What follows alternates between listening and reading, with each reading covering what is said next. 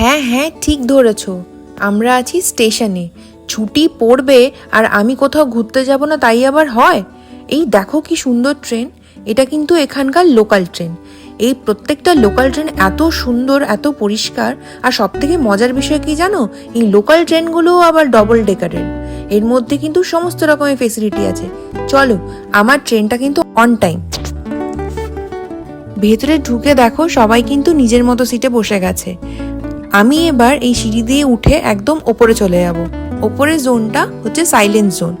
আসলে এখানে বেশিরভাগ মানুষই এই ট্রেন ধরে কিন্তু অফিসের জন্য যাতায়াত করে, কেউ কলেজের জন্য, কেউ অফিসের জন্য। কারণ এখানে সবাই যে শহরের মধ্যে থাকবে তার কোনো জরুরি নয়। তো সেই জন্যই এই ট্রেনটা ব্যবহার হয়। এই ট্রেনটার কিন্তু অন টাইমও থাকে এবং যথেষ্ট স্পিডে চলে। এই আমাদের ট্রেন ছেড়ে দিল, কি সুন্দর না? এটা কিন্তু সিএন টাওয়ার, এটাও তোমাদেরকে একদিন ঘোরাতে নিয়ে যাব। আমরা যে জায়গাটাতে যাচ্ছি সেই জায়গাটাতে যাওয়ার জন্য শুধু যে ট্রেনের দরকার সেটা নয়, এটাতে কিন্তু অনেকে গাড়ি নিয়ে যেতেও পছন্দ করে। কিন্তু আমার পার্সোনালি কিন্তু এই ট্রেনে করে যেতেই বেশ ভালো লাগে। আমি এর আগেও এই জায়গাটাতে গেছি এবং এই ট্রেনে করেই গেছি। নেহাত একটুখানি বেশি সময় লাগে, কিন্তু তাছাড়া এই জার্নিটা কিন্তু অত্যন্ত আরামদায়ক। এবং আমি রেকমেন্ডও করব সবাইকে, সবাই যেন এই ট্রেনের জার্নিটা একবার অন্ততপক্ষে এক্সপিরিয়েন্স করে। এই ট্রেনটা যেমন যাচ্ছে দেখো, রাস্তার পাশ দিয়ে দিয়ে গাড়িও যাচ্ছে, যেন মনে হচ্ছে ট্রেন আর গাড়ি একদম পাশাপাশি কম্পিটিশন করে যাচ্ছে। আমার কিন্তু বেশ মজার লেগেছে।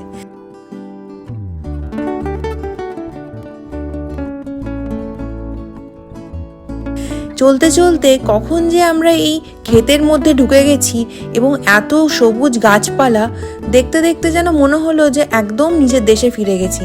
একটা সময়ে তো এসে মনে হচ্ছিল যে আমি ভারতবর্ষে আছি কিনা কে জানে, কিন্তু না, আমি আছি এখানেই এবং আমি আমার গন্তব্যেও পৌঁছে গেছি। চলো এবার তাড়াতাড়ি নেমে যাই, কারণ ট্রেনটা আবার ব্যাক করবে।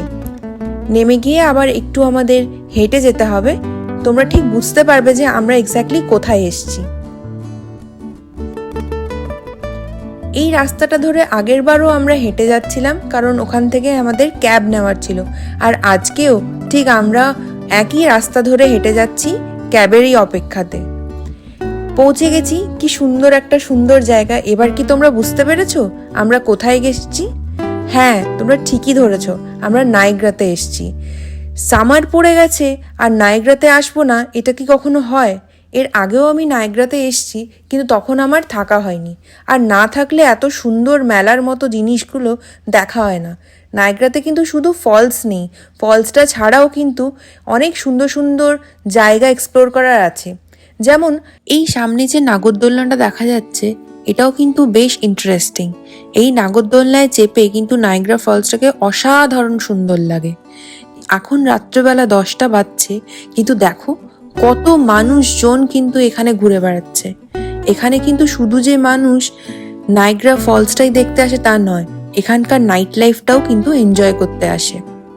এখানে একটা আমরা গেমিং জোনেও ঢুকেছিলাম, যেখানে আমি আগে কোনোদিনও আসিনি।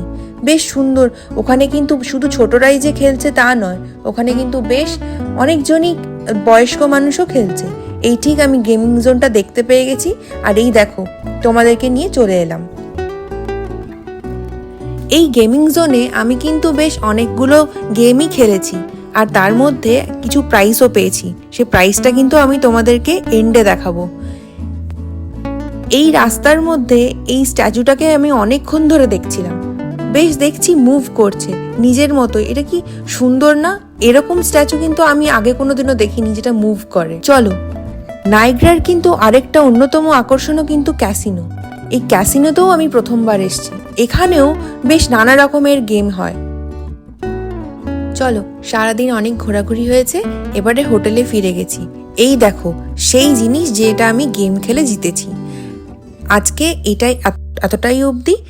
নায়গ্রার প্রথম পর্বটা তোমাদের সাথে শেয়ার করলাম, আসছে সেকেন্ড পর্ব।